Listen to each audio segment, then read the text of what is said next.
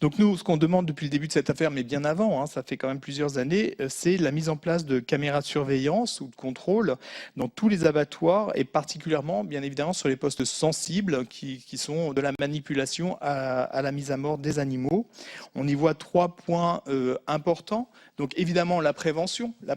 parce que si le personnel se sait observer ou contrôler dans ces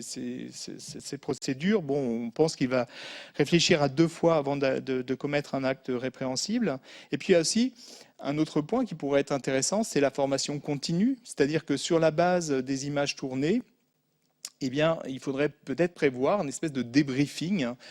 pour identifier les pratiques qui posent problème, les pratiques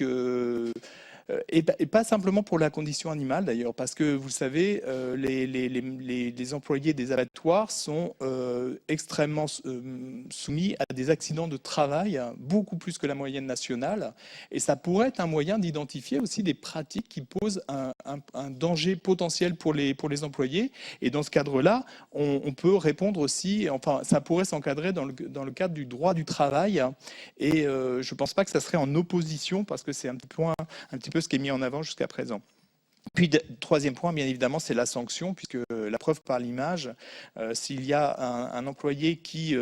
volontairement agit contre le droit, que ce soit de la condition animale ou de l'aspect sanitaire, bon, bah, il doit être sanctionné.